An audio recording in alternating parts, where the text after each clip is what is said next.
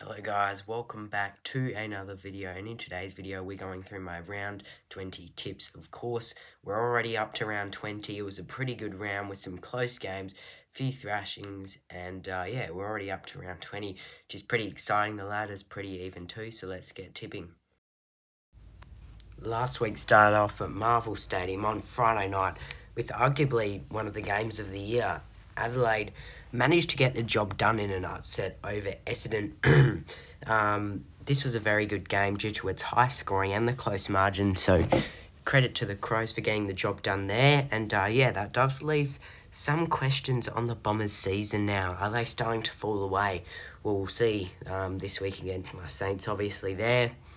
Went with the Giants by 19. They actually got the job done by 39, so I was close to getting the correct scoreline there. They were always going to get the job done. Although the Suns, I wasn't watching this game obviously, but the Suns did manage to get quite a few scoring shots in, so you know, that was a bit of more of an improvement, but the Giants were just way too good in the end for the Suns there. Then at Marvel Stadium, we had my Saints taking on the Eagles. We absolutely demolished the Eagles in that second half. Went with us by 22. We actually won by 72. So, yeah, just a nice, comfortable win. How about Tim Membry kicking 5 goals? That was amazing. Good to see us kick high score. And, yeah, we got that job done there pretty easily. Gained some percentage too, which was great there. Went with Hawthorn by 15. They actually won by 66. No one saw that coming. The Hawks are on absolute fire right now. But as for the Pies, well, they are just so disappointing at the moment. The way they're going, they lose this week, or I don't know. I think their season's pretty much done. Yeah, disappointing to see the reigning premiers lose by that much. But for the Hawks, well, that's really good signs. You know, they gain a lot more percentage. And, yeah, good for them. The Cats by 23. Again, I can see that I saw the Dogs maybe could get an upset. They did. They absolutely thrashed the Cats at GMHBA, got the job done there by 47 in wet conditions. So, yeah, wasn't the best game to watch, but credit to the Dogs. Went with the Power by 34. I got a few correct scorelines this week. They actually won by 41. Sort of what I was expecting. Now, they weren't that good throughout the game. They still look like they showed some issues. And, yeah, credit to the Tigers for keeping up. The Power probably just too good in the end. The home ground advantage. Went with the Lions by 2. Went with the Lions by 12. They actually won by 2. Really happy about this result, obviously, at the Gabba. This was one of the games of the year. Sydney, again, they lose another one. But I think this was one of the more excusable losses because they were coming up against an informed Brisbane team who has now won 7 in a row. 6 in a row coming into this match. So good job to the Lions there.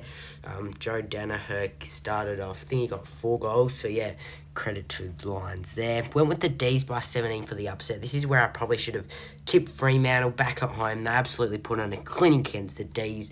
Yeah, the D's, they had to travel over to Perth without Gordon Petrarca, but they were pretty disappointing, not going to lie. I think they even trailed by 65.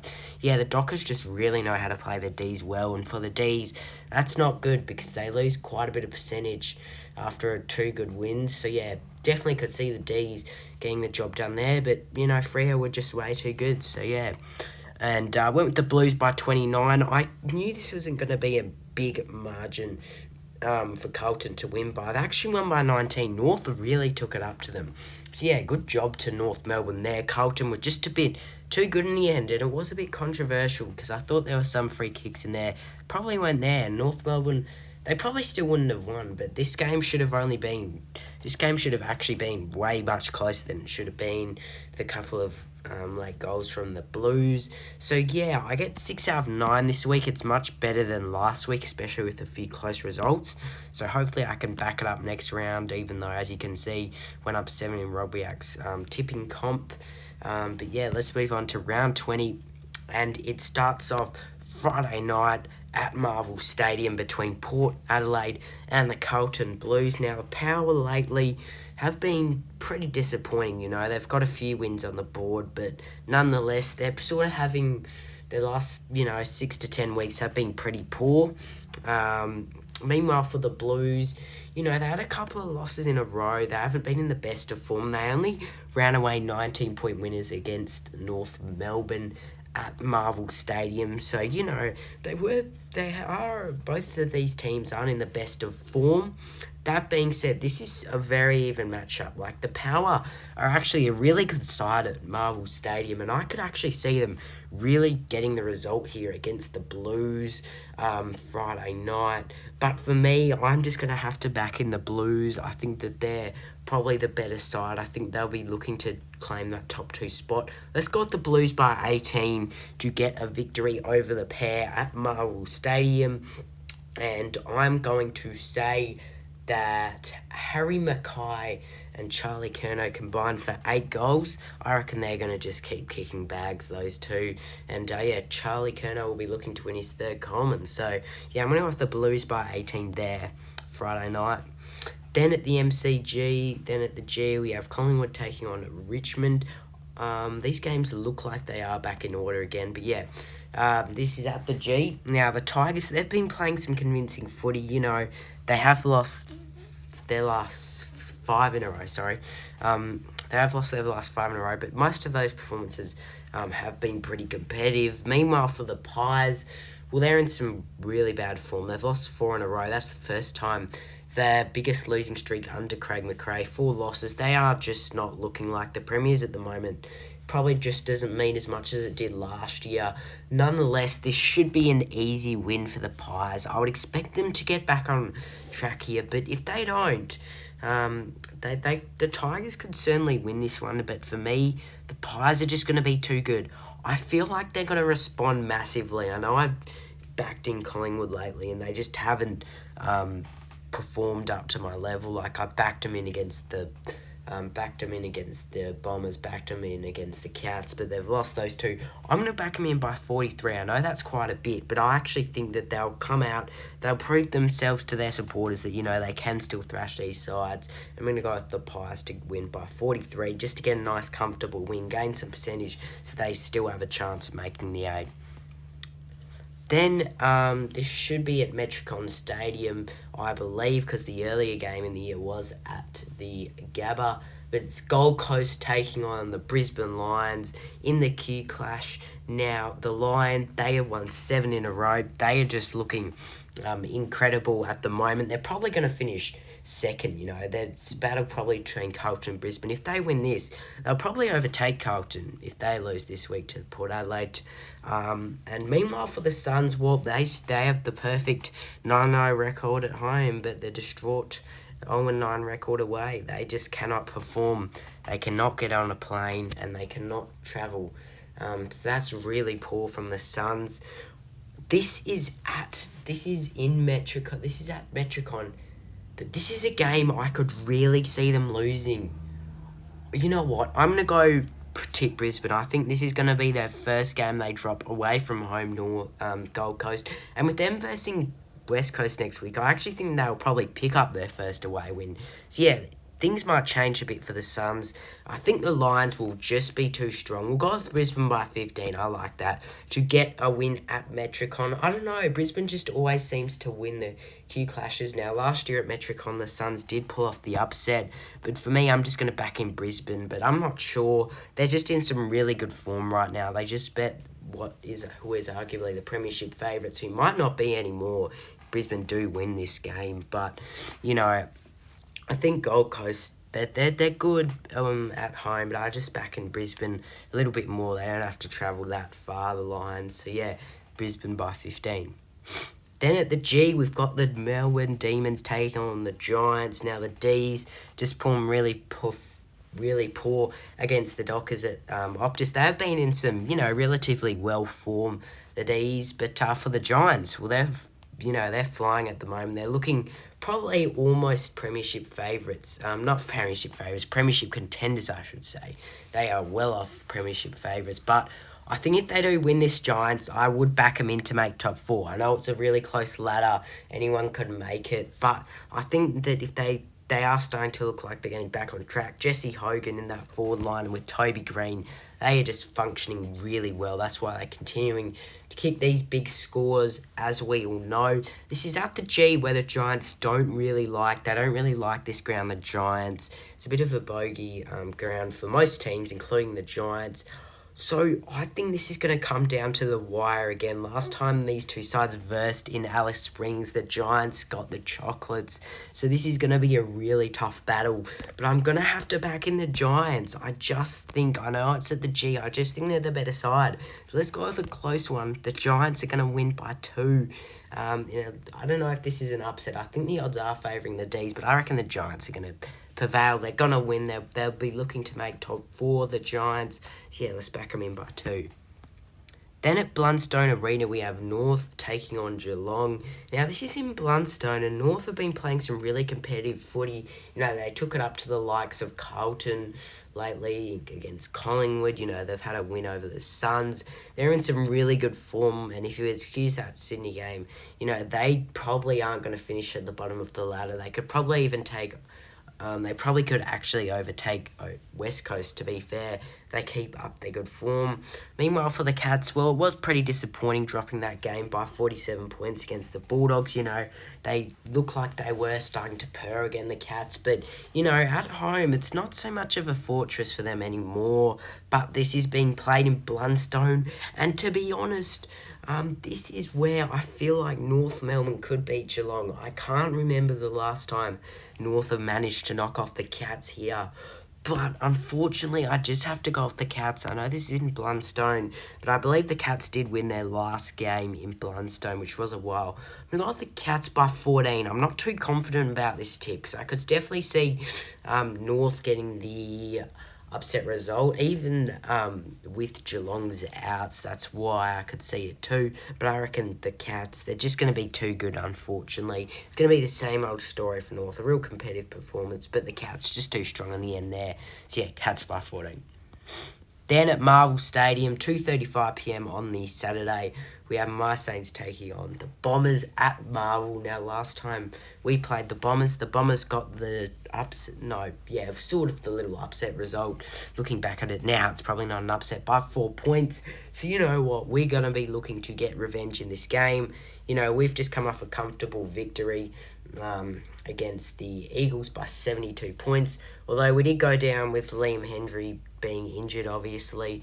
And, looking at the Bombers, looking at them, we're trying to get Dylan Shields, obviously. So that's going to be interesting to see how he plays against us. I believe he's actually injured, isn't he?